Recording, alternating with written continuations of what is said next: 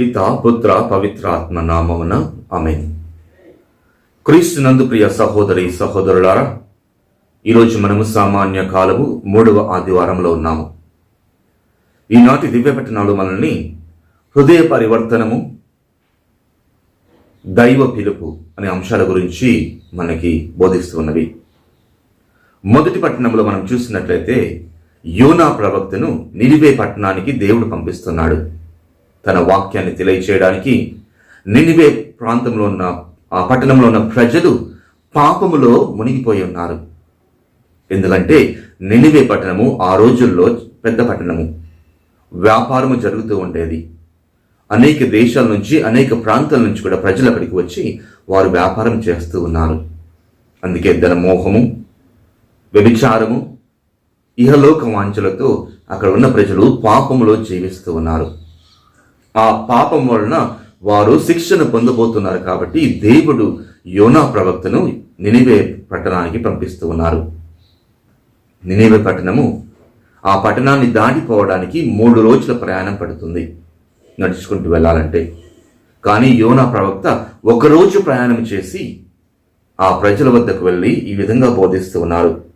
40 దినములు ముగియగానే నినివే నాశనమగును అని ప్రకటించాడు. ఆ వాక్యాన్ని విన్న ప్రజలు, రాజు, అన్యులతో పాటు అందరూ కూడా గోనె వస్త్రములు ధరించి ప్రాయశ్చిత్తపడి ప్రార్థన చేస్తూ ఉన్నారు. అందుకే దేవుడు వారి మొరను ఆలకించి నినివేని నాశనం చేయకుండా తన ప్రణాళికను మారుస్తూ ఉన్నారు. ప్రియ దేవుని బిడ్డలారా, మనము కూడా ఎప్పుడైతే పాపాన్ని విడిచి, పాత జీవితాన్ని విడిచి దేవుని సన్నిధికి వచ్చి ప్రార్థన చేస్తూ ఉంటామో, దేవుడు మన పాపాన్ని క్షమించి మనల్ని తన బిడ్డలుగా హత్తుకుంటూ ఉంటారు. అదే ఈనాటి సువార్తలు కూడా క్రీస్తు ప్రభువు తన మొదటి సందేశాన్ని మనకి అందిస్తూ ఉన్నారు. కాలము సంపూర్ణమైనది, దేవుని రాజ్యము సమీపించినది, హృదయ పరివర్తనము చెంది సువార్తను విశ్వసించండి అని క్రీస్తు ప్రభు మొదటి వాక్యాన్ని బోధించేది కూడా ఇదే. కాలము సంపూర్ణమైనది, దేవుని రాజ్యము సమీపించినది, హృదయ పరివర్తనము చెందండి, స్వార్థను విశ్వసించండి అని ప్రభువు బోధిస్తున్నాడు. కాబట్టి ప్రియ దేవుని బిడ్డలారా, మనము మన పాపాన్ని విడిచిపెడితేనే తప్ప, మన పాపపు జీవితాన్ని విడిచిపెడితేనే తప్ప, మనము చేసిన పాపాలకు ప్రాయశ్చిత్త పడితేనే తప్ప దేవుని అనుగ్రహాలను పొందలేము, దేవుని పిలుపును మనము స్వీకరించలేము. కాబట్టి ఆ పాపాన్ని విడిచిపెట్టాలని, పాత జీవితాన్ని విడిచిపెట్టాలని, పాపపు జీవితాన్ని విడిచిపెట్టాలని ఈరోజు మనము దృఢముగా నిశ్చయించుకోవాలి. అందుకే ఈ కథ ఎక్కడో చదివి ఉన్నాను. ఒక నౌకాశ్రయము, నౌకలు తయారు చేసే ప్రాంతంలో అక్కడ ఉన్న ఉద్యోగులందరూ కూడా ఇంటికి వెళుతున్నప్పుడు ఎప్పుడు ఏదో ఒకటి తీసుకుని వెళ్తూ ఉండేవాళ్ళు. ఏదో ఒక సామాగ్రిని ఇంటికి తీసుకుని వెళ్తుంటారు. అలా తీసుకుని వెళ్ళి అలా సంవత్సరాలు గడిచిపోతున్నాయి. కానీ ఆ ప్రాంతంలో ఒకసారి సువార్త బోధింపబడినప్పుడు ప్రాయశ్చిత్తపడి పాపము చేసిన వారందరూ కూడా ప్రాయశ్చిత్తపడి దానికి ఆ చేసిన పాపం గాను వారు తీసుకొచ్చినవి తిరిగి ఇవ్వండి అని బోధించినప్పుడు ఒక్కొక్కరుగా తీసుకుని వస్తున్నారు.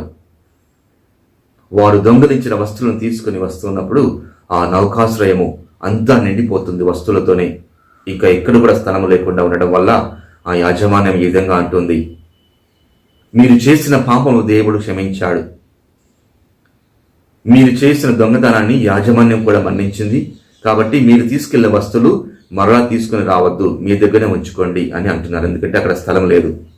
ప్రియ దేవుని బిడ్డలారా, హృదయ పరివర్తనము చెందడము, ప్రాయశ్చిత్తపడడం అంటే మనము చేసిన పాపమును తగిన ఫలితమును అనుభవించకుండా, అంటే మరణాన్ని పొందకుండా దేవుని కృపను పొందాలి అంటే దానికి ప్రాయశ్చిత్తముగా మనము మంచి కార్యాలు చేయాలి. ఎలాంటి మంచి కార్యాలు? ఈనాటి సువార్తలు కూడా తెలియజేస్తుంది. క్రీస్తు ప్రభు బేస్తవారిని పిలుస్తూ ఉన్నారు, చేపలు పట్టేవారిని పిలుస్తూ ఉన్నారు. నన్ను అనుసరింపుడు అని పేతురుతోనూ అంద్రయ్యతోనూ అంటున్నారు. వారు వెంటనే వారి వలను విడిచిపెట్టి, ఆ పడవను విడిచిపెట్టి ప్రభువుని అనుసరిస్తూ ఉన్నారు. నన్ను అనుసరించండి అని ప్రభు మనల్ని కూడా పిలుస్తున్నారు. మనము కూడా క్రీస్తు ప్రభుని అనుసరించాలి అంటే, దేవుణ్ణి అనుసరించాలంటే మనము కూడా ఏదో ఒకటి విడిచిపెట్టి వెళ్ళాలి. మరి ఏమిటి విడిచిపెడుతున్నాం? మన పాప జీవితాన్ని, మన ఇహలోక వాంఛలను, సైతాను శోధనను, సైతాను యొక్క బానిసత్వాన్ని విడిచిపెట్టి మనము దేవుణ్ణి అనుసరించాలి, క్రీస్తు ప్రభువుని అనుసరించాలి. అదే దైవ పిలుపు.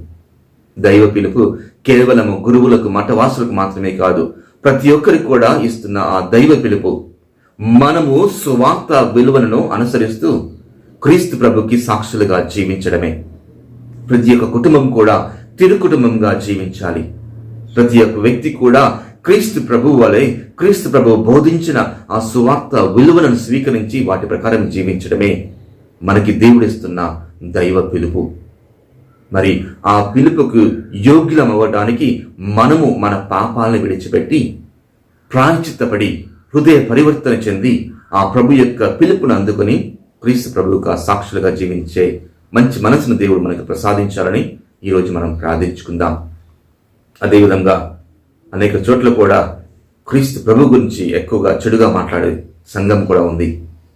కానీ మనము క్రీస్తు ప్రభుకి సాక్షులుగా జీవించినప్పుడు మనలో ఉన్న మంచిని, మనలో ఉన్న ఆ దేవుని ఆత్మను చూసి ప్రజలు విశ్వసించాలి.